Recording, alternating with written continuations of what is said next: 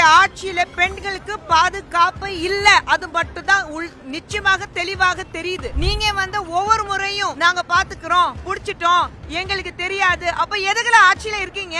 வேடிக்கை பாக்குறதுக்கா, சம்பாதிக்கிறதுக்கா?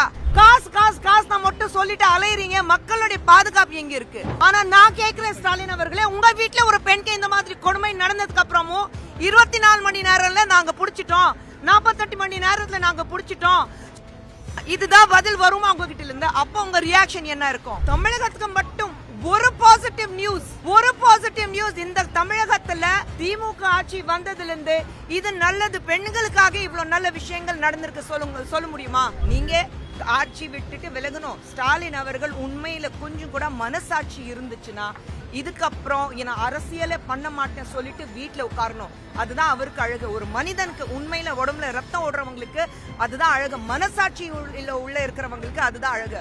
ஸ்டாலின் அவர்கள் இனிமே ஆட்சி ஒரு அரசியல் பக்கமே வரக்கூடாது. வீட்டுல உட்கார்ந்துட்டு ரெஸ்ட் எடுத்தா அது பெட்டரா இருக்கும். திமுக ஆட்சிக்கு வந்ததுக்கு அப்புறம் நீங்க ஸ்டேட்டா எடுத்துட்டு பாத்தீங்கன்னா 65% பெண்களுக்கு எதிரான கொடுமைகள் அதிகமா இருக்கு. 65%, 1%, 2% இல்ல, 65% அதிகமாயிட்டு இருக்கு. அப்போ ஒட்டுமொத்தமா நீங்க பாத்தீங்கன்னா ஸ்டாலின் அவர்களுடைய ஆட்சியில பெண்களுக்கு பாதுகாப்பு இல்ல. அது மட்டும் தான் நிச்சயமாக தெளிவாக தெரியுது. நீங்க ஒவ்வொரு முறையும் நாங்க பாத்துக்கிறோம், புடிச்சிட்டோம், எங்களுக்கு தெரியாது. அப்ப எதுக்குல ஆட்சியில இருக்கீங்க?